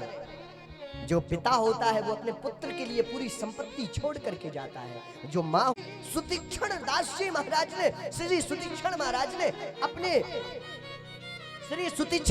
ने अपने गुरु को भगवान का दर्शन कराया। अरे अगस्त मुनि जी को, अरे गुरुदेव की कृपा शिष्यों पर होनी चाहिए, लेकिन धन्य है परमात्मा कि आज शिष्य के ऊपर ऐसी कृपा पड़ी कि आपने गुरुजी को दर्शन कराया है। ऐसे हमारे श्री सुतीक्षण जी हैं। सुतीक्षण दास जी महाराज अगस्त मुनि जी के चेला थे। अगस्त जी सालिग्राम की पूजा किया करते थे। अगस्त मुनि जी सालिग्राम की पूजा किया करते थे। एक दिन अगस्त मुनि जी को कहीं जाना था, उन्होंने अपने शिष्य सुतीक्षण से कहा, अरे चेला तुम इनको जरा संभालना। सुतीक्षण जी क्या करके सालिग्राम भगवान को संभालने लगे। सालिग्राम का कलर होता है बिल्कुल शुद्ध करिया, ब्लैक, शुद्ध करिया। सुतीक्षण जी ने सोचा कि नदिया के किनारे जामुन का वृक्ष लगा है, मुझे जामुन खाना है। सो जा करके सालिग्राम भगवान को लेकर के गए और जामुन में मारने लगे सालिग्राम को। तो जैसे ही सालिग्राम भगवान को मारा तो पीछे नदी थी, तो सालिग्राम भगवान पानी में डूब पड़ गए। सुतीक्षण जी को लगा कि गुरुजी आएंगे तो भौलट्ठ मारेंगे, अब क्या किया जाए। जामुन भी खाने को नहीं मिली और सालिग्राम भगवान के सालिग्राम भी चले गए। सुतीक्षण जी ने दूसरे सालिग्राम भगवान को उठाया और जामुन पर प्रहार किया तो 2 जामुन गिर गई और वो सालिग्राम भगवान दूसरे वाले भी डूब पड़ गए पानी में। अब सुतीक्षण जी ने कहा कि अगर ये खा लिया जाएगा तो फिर गुरुजी से क्या कहेंगे, भगवान कहाँ है। तो जामुन को ही बना दिया श्री सुतीक्षण जी ने परमात्मा को, कहा यही सालिग्राम है, और जाकर के सिंहासन में रख दिया। गुरुजी आए, गुरुजी ने कहा अरे बेटा कहाँ परमात्मा है, जरा मैं भगवान के दर्शन कर लूं। बोले ये है परमात्मा। जाकर के भगवान ने, श्री अगस्त मुनि जी ने लेट करके प्रणाम किया जामुनों को, उनको लगा ये परमात्मा है, भगवान है, और उनके चेला ने जामुन रख दी थी। अब अगस्त मुनि जी ने कहा अरे सुतीक्षण एक काम करो, हम भगवान को जरा सालिग्राम भगवान को स्नान करा दे। बोले हाँ महाराज, ये आपके भगवान है, इनको स्नान कराओ। तो जैसे ही अगस्त मुनि जी ने स्नान कराया सो वो 2 सालिग्राम नहीं जामुन थी। अब जब जामुन थी तो ऊपर का छिकला हाथों में आ गया और नीचे लाल लाल निकल आया। अरे बोले बेटा ये क्या कर दिया तुमने, मेरे सालिग्राम कहाँ खो दिए। बोले महाराज यही तो तुम्हारे सालिग्राम है, यही है तुम्हारे भगवान। बोले नहीं तुम झूठ बोल रहे हो, मेरे सालिग्राम कहाँ है। बोले महाराज यही सालिग्राम है, अब तुम दिन रात लगा के साबुन खर्रा घिस रहे उनके ऊपर। महाराज यही है तुम्हारे भगवान। अरे बोले ऐसे कैसे, ये मेरे भगवान नहीं है। बोले महाराज यही तुम्हारे भगवान है। बोले पुनी पुनी चंदन, महाराज रोज रोज तुम चंदन लगाते हो, रोज रोज साबुन, रोज रोज खर्रा से घिसते हैं कि पुनी पुनी चंदन पुनी पुनी पानी। महाराज पुनी पुनी चंदन, रोज रोज पानी लगाते हो, रोज रोज चंदन लगाते हो, तो महाराज क्या किया जाए, ये पता नहीं क्या हो गया। बोले सच सच बताओ, आखिर मेरे भगवान कहाँ है? बोले सुनो महाराज कि पुनि पुनि चंदन पुनि पुनि पानी, और ठाकुर जी सर गए सो हम का जानी। महाराज अरे तुम रोज ठाकुर जी को स्नान कराते हो, रोज गंगा जल से रगड़ करके, रोज दूध दही से स्नान कराते, ठाकुर जी तुम्हारे सर गए, मैं क्या जानूं महाराज। जाकर के सुतीक्षण को भगा दिया। सुतीक्षण को जैसे ही भगाते हैं, अगस्त मुनि जी भगा देते, सुतीक्षण जाकर के अपनी कुटिया बनाते जंगल में। और जब वनवास के समय में परमात्मा श्री राम आते हैं तो राम जी से सर्वप्रथम एक ही बात सुतीक्षण कहते हैं, महाराज आपने मुझे दर्शन तो दिया, लेकिन अब मेरे गुरुजी को भी दर्शन दे दो। तो सुतीक्षण जी के साथ में राम और लक्ष्मण दोनों जाकर के भगवान सीधे सुतीक्षण जी के साथ में अगस्त मुनि जी के साथ में जाते हैं। और अगस्त मुनि के पास जैसे पहुंचते तो चेला जाकर के कुंडी खड़खड़ाता है। बोले गुरुजी गेट खोलो। गुरुजी बोले कौन हो? बोले महाराज वही आपका चेला सुतीक्षण। अरे बोले बेटा कैसे आए? बोले महाराज वो वाले ठाकुर जी नहीं, साक्षात परमात्मा को लेकर के मैं आया हूं, आप उनके दर्शन करिए। धन्य है सुतीक्षण जी जिन्होंने जाकर के अपने परम पूज्य गुरुदेव भगवान को साक्षात परमात्मा का दर्शन कराया है। तो मेरे भाई यदि जिसके जीवन में गुरु ना हो उसका जीवन बिल्कुल अधूरा होता है। ना गुरुदेव की एक बार क्या हुआ, एक को गुरु दीक्षा लेने की, गुरु दीक्षा। अच्छा कथा चलाएं कि विराम कर दें? कितने लोग चाहते जरा हाथ उठाओ। कितने लोग चाहते? कम लोग चाहते, ठीक है अभी चलने दो, कोई बात नहीं। एक बार क्या हुआ, एक गुरु जी थे,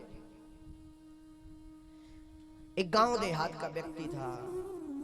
गुरु की बात बता रहा हूं। गुरु ऐसा होना चाहिए कि आपको जीवन में सतमार्ग दिखाए। गुरु ऐसा नहीं होना चाहिए जो तुम्हारे धन से प्रेम करे। गुरु ऐसा नहीं होना चाहिए जो तुम्हारे वैभव से प्रेम करे। गुरु ऐसा नहीं होना चाहिए जो तुम्हारे पद से प्रेम करे। गुरु ऐसा होना चाहिए जो भगवान से प्रेम करे। गुरु वो होना चाहिए, इसीलिए गुरु भी ऐसा बनाना चाहिए आपको जो आपके योग्य हो। पानी पियो छान कर, गुरु बनाओ जानकर। हमारे पूज्य गुरुदेव भगवान श्री श्री 1008 श्री श्री पंडोखर धाम सरकार, मैं श्री पूज्य गुरुदेव भगवान का शिष्य हूँ, श्री पंडोखर सरकार का शिष्य हूँ। आज का तो पूज्य गुरुदेव भगवान का प्रोटोकॉल था आपके छतरपुर डिस्ट्रिक्ट में ही पचेर धाम पड़ता है, कुटी सरकार, वहाँ पर पूज्य गुरुदेव भगवान को आना था। पर कुछ कार्यों के कारण पूज्य महाराज जी श्री व्यस्त हो गए, तो आज महाराज जी लखनऊ पहुंचे। नहीं तो आज का हमारा भी प्रोटोकॉल वहीं का था, हम भी जाते, लेकिन अब गुरुदेव का आना नहीं हुआ, गुरु जी लखनऊ पहुंचे। पर एक बात बताएं, जीवन में गुरु वास्तविकता में जब से गुरुदेव के चरणों की रज प्राप्त हुई तब से जीवन में कुछ चमक अलग ही आ गई है। एक बात कहना, ये चमक ये दमक फूल बनो अमक, सब कुछ सरकार तुम्हीं से है, सब कुछ सरकार तुम्हीं से है। ये चमक ये दमक फूल बनो महक, सब कुछ सरकार तुम्हीं से है, सब कुछ सरकार तुम्हीं से है, सब कुछ सरकार तुम्हीं से है।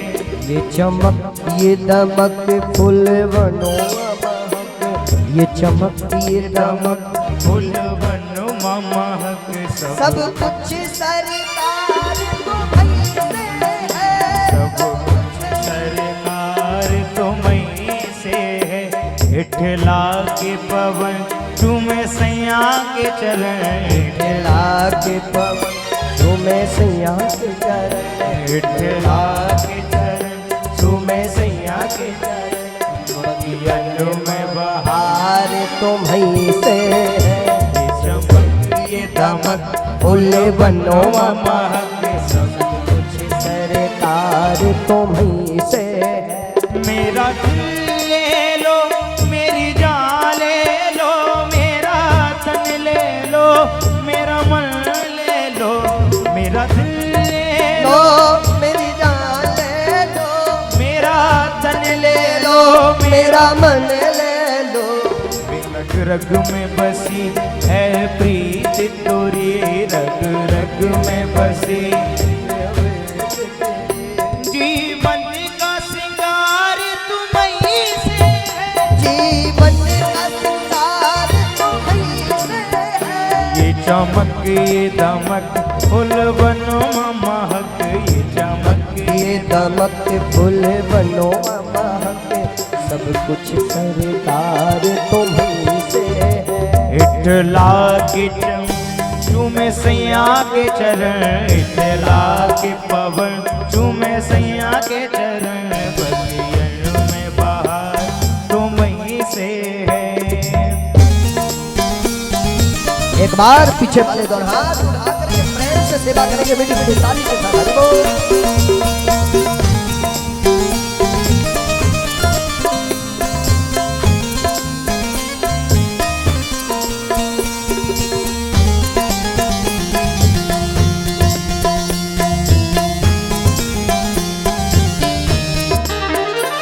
मेरा दिल ले लो मेरी जान ले लो, मेरा दिल ले लो मेरी जान ले लो, मेरा मन ले लो मेरी जान ले लो, मेरा मन ले लो मेरी जान ले लो, मेरा मन ले लो मेरी जान ले लो, मन ले लो मेरी जान ले लो।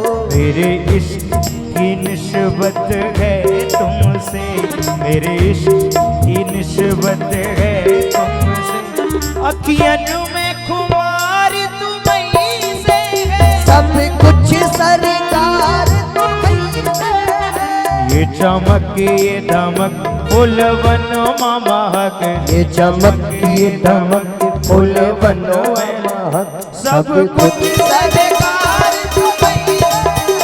सब कुछ ये चमक ये दमक फूल बनो महक, ये चमक ये दमक फूल बनो महक, सब कुछ सरकार तुम्हीं से है। सब कुछ सरकार तुम्हीं से है, सब कुछ सरकार तुम्हीं से है। सब कुछ सरकार तुम्हीं से है, सब कुछ सरकार तुम्हीं से।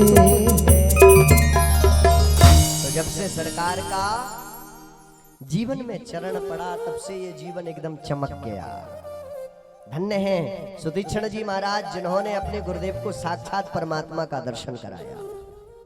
एक बार एक गुरु की कहानी बड़ी सुंदर है, विनोद की बात है। इसके बाद फिर आगे की लीला में प्रवेश करेंगे। एक बार की बात है, एक किसी सज्जन को गुरु दीक्षा लेनी थी। अब सज्जन को लेनी थी गुरु दीक्षा, पंडित जी के पास गए। पंडित जी से कहा महाराज हमें गुरु दीक्षा लेनी है।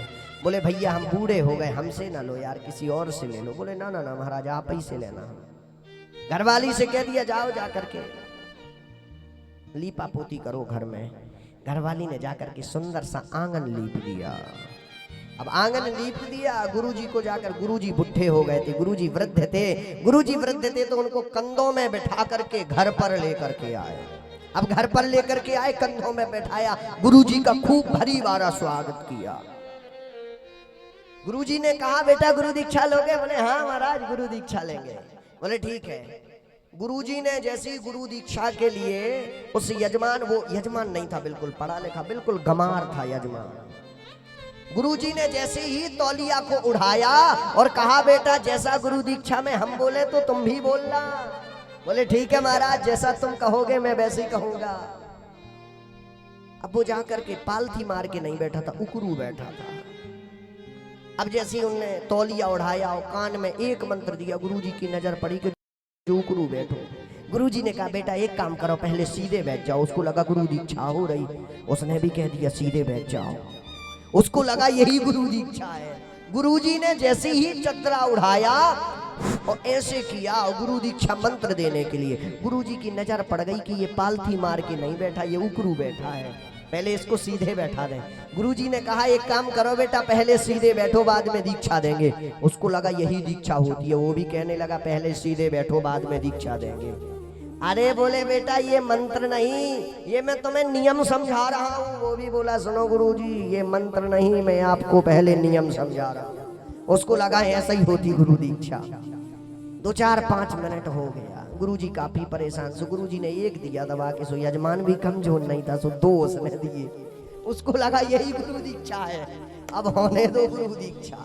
पत्नी भी देख रही, पत्नी लगी कैमरा फोन में लगा करके, बोले बढ़िया गुरु दीक्षा हुई, ऐसी वीडियो बनाई। उसने वीडियो बढ़िया बना करके कहा बढ़िया गुरु दीक्षा हुई। बोले हमारे माता पिता कहा करते थे कि बेटा एक बार जीवन में गुरु दीक्षा मिलती है। पहले हमारे स्वामी जी ने ली, हमें बढ़िया फोटो निकाला है कि ऐसी होती है गुरु दीक्षा। अब नीचे पंडित जी, ऊपर से जजमान, फिर थोड़ी देर बाद नीचे जजमान, ऊपर पंडित जी। पंडित जी बोले बेटा प्राण ले लोगे क्या? यजमान बोला महाराज प्राण ले लोगे क्या? उसको लगा गुरुई दीक्षा हो रही। हल्का सा यजमान का पैर लिपे से बाहर हो गया। पत्नी बोली एक काम करो, लिपे लिपे की होंदो गुरु दीक्षा, ना लिपू नहीं। बोले ना लिपू नहीं, लिपे की होंदो गुरु दीक्षा। बोले एक काम करो, भीतर करो भीतर करो ये ना कौन लिपू है, गैर लिपे की ना होंदो, लिपे लिपे में चलंदो दीक्षा, गैर लिपे की। काफी समय हो गया, गुरुजी को लगा कि ये दुष्ट हमें मार देगा। गुरुजी ने कहा बस बेटा तेरी गुरु दीक्षा पूरी हो गई। अब बोले महाराज नाम तो बहुत सुना था गुरु दीक्षा, लेकिन देखी आज है पत्नी को नहीं मुझे गुरु दीक्षा दिलाना, नहीं तो वो गुरुई दीक्षा भर की होगी, इसलिए हम ही को रहने दो। पत्नी अब गुरुजी तो मारे गुस्सा की, लाल पीले बेचारे वृद्ध गुरुजी एकदम संध्या गायत्री करते थे। गुरुजी ज्यादा परेशान, गुरुजी अपना डंडा टेकते हुए घर गए। गुरुजी खूब लाल थे। पत्नी ने कहा गुरुजी कुछ सीधा पाता लेकर के नहीं गए, जाओ दे करके आओ। पति बोला मेरे ऊपर अभी गुरु दीक्षा चढ़ी है, तुम दे करके आओ। मेरे ऊपर तो अभी चढ़ी है गुरु दीक्षा, मैं जाने वाला नहीं, तुम दे करके आओ। पत्नी गई, पत्नी ने जैसी गेट खड़खड़ाए, गुरुजी बोले कौन? बोले महाराज मैं उसी की घरवाली हूँ जिसको अभी तुम गुरु दीक्षा दे करके आए। सो गुरुजी ने पहले से ही 1.5 हाथ का डंडा उठाया। सो पत्नी के भी 2-3 रगड़ के दिए गुरुजी ने। उस पत्नी ने सीधा पाता दरवाजे में फेंक करके वो घर पहुंची। वो पति ने कहा क्या है, दे करके आ गई हो सीधा पाता? बोले उनने बाद में ग्रहण किया है, पहले हमको खुद गुरु दीक्षा दी उन्होंने। बोले उन्होंने बाद में ग्रहण किया, मुझे भी पहले उन्होंने गुरु दीक्षा दे रखी है। तो ये तो विनोद की बात है, लेकिन जीवन में हमारे आपके गुरु होना चाहिए। जिसके जीवन में गुरु है ना, वो जीवन ही बड़ा आनंदमय होता है। अहम भ्राता तुदीयोस्मि धुंधकारी नामता स्वीकेन दोषेण ब्रह्मत्वनासितं मया। आज धुंधकारी का कल्याण किया। धुंधकारी एक महापुरुष के रूप में प्रकट हो गया और श्री परमात्मा का पार्षद विमान लेकर के आए। सभी भक्त कहते हैं गोकर्ण जी महाराज से कि अरे महाराज धुंधकारी बस का कल्याण हुआ कि हम सबका कल्याण हुआ? बोले केवल इतनी समाज में धुंधकारी ने ही केवल हृदय से और मन से कथा को श्रवण किया है, इसलिए धुंधकारी बस का कल्याण हुआ है, हम सबका नहीं। गोकर्ण जी से सभी भक्त कहने लगे कि महाराज ऐसा थोड़ी होता है। बोले देखो एक बात बताएं आपको, अगर आप लोगों ने मन से कथा सुनी होती तो तुम्हारा भी कल्याण होता, इसलिए तुमने मन से कथा नहीं सुनी, और जब तुम मन से कथा सुनोगे तो तुम्हारा कल्याण होगा। अगली बार फिर से हम इस श्रीमद् भागवत कथा का कार्यक्रम करेंगे और हम सब भक्त हृदय से कथा को श्रवण करेंगे, तो हमारे लिए भी परमात्मा का पार्षद विमान लेकर के आएगा। दिव्य रूप धरो तुलसी दास मंडिता पीत बासा घनश्यामो मुकुटे कुंडलं पिता। आज भगवान के पार्षद उनको लेकर के आए और धुंधकारी को लेकर के चले गए। धन्य है भागवत की महिमा, जिन्होंने धुंधकारी जैसे पापियों का प्रक्षालन कर दिया है, जिन्होंने अपने चरणों में विराजमान कर लिया है। बोलो श्रीमद् भागवत महापुराण की जय, श्री सद्गुरुदेव भगवान की जय हो, अनंत बलवंत श्री हनुमतलाल जी महाराज की जय हो। जय जय श्री राधे, जय जय श्री राधे, जय जय राधे, जय जय श्री राधे, जय जय श्री राम। आइए आज की हम इस कथा को यहीं पर विराम करते हुए कल तृतीय दिवस की बेला में हम सब लोग मिलकर के भगवान की कथा को श्रवण करेंगे। आइए आज हम चलते हैं आरती की ओर।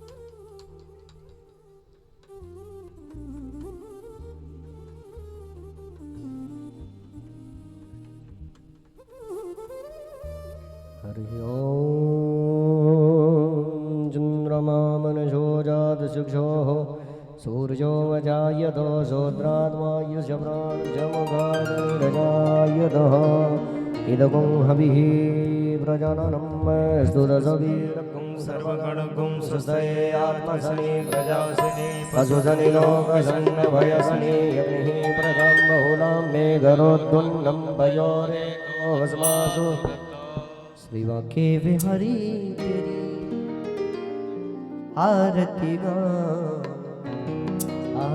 गाओ प्यारे आपको मना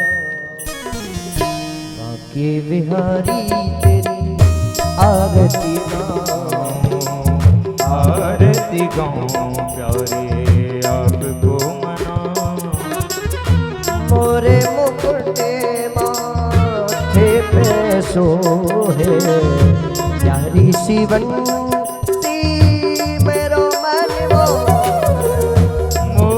मुकुट माथे पर सोए प्यारी सी बंसी मेरो मनो मोहे। ओ मोरे मुकुट माथे पे सोहे प्यारी सी बंसी मेरो मन मोहे।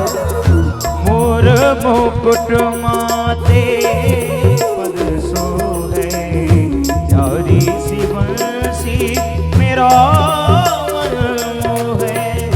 देखी छवि बने हारी में जाऊं श्यामो सुंदर तेरी आरती गाऊं। वाके विहारी तेरी आरती गाऊं, आरती गाऊं प्यारे आपको मनाऊं। चरणों से निकली है गंगा प्यारी जिसने सारी दुनिया तारी। चरणों से निकली है गंगा प्यारी जिसने सारी दुनिया तारी। चरणों से निकली है गंगा प्यारी जिसने सारी दुनिया तारी। चरणों से निकली है गंगा प्यारी जिसने सारी दुनिया तारी। उन चरणों के मैं उन चरणों को मैं शीश झुकाऊं। शिवा के बिहारी तेरी आरती गाऊं। वाके विहारी तेरी आरती गाऊं, आरती गाऊं प्यारे आपको मनाऊं। ओ दास अनाथ के नाथ आप हो सुख दुख जीवन प्यारे साथी आप हो। दास अनाथ के नाथ आप हो सुख सुख जीवन प्यारे साथ आप हो। दासी अनाथ के नाथ आप हो सुख दुख जीवन प्यारे साथी आप हो। दास अनाथ के नाथ आप हो सुख जीवन प्यारे साथ आप हो। प्यारी छवि तेरी, प्यारी छवि तेरी मन में बसाऊं। श्री श्याम सुंदर तेरी आरती गाऊं। आके बिहारी तेरी आरती गाऊं, आरती गाऊं प्यारे आपको मनाऊं। श्याम सुंदर तेरी आरती, आरती गाऊं प्यारे आपको मनाऊं। बांके बिहारी तेरी आरती गाऊं, आरती गाऊं। पूर्वरम करुणावतारम संसार सारम भुजगेन्द्रहारम।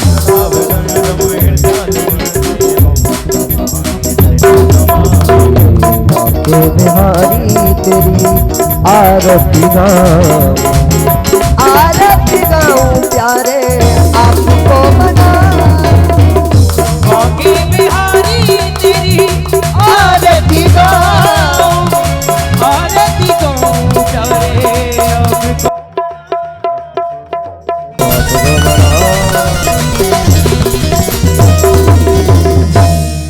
हरे ओम ज्वालामालिनी वृत्ति सूर्यै नमः गन्धाक्षपुष्पाणिं समर्पयामि अथ मन्दपुष्पाञ्जलिः।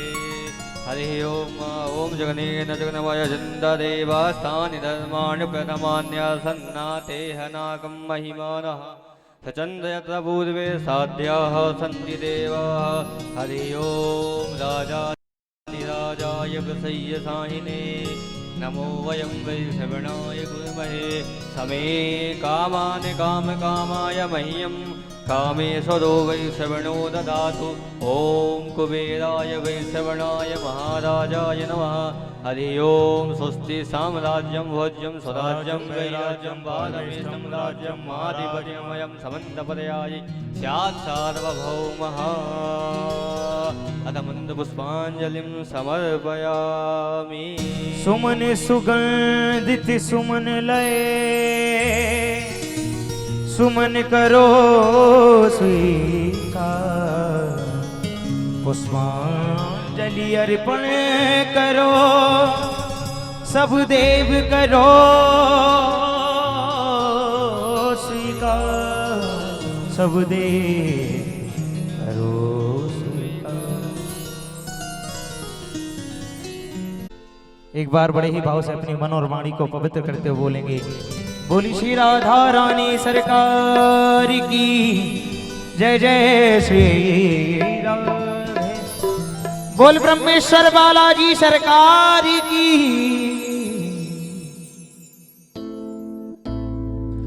वृंदावन जाऊंगी सखी, वृंदावन जाऊंगी, वृंदावन जाऊंगी सखी, वृंदावन जाऊंगी।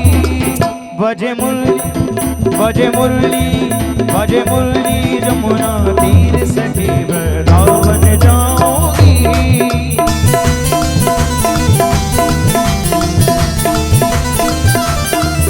वृंदावन जाऊंगी सखी, वृंदावन जाऊंगी।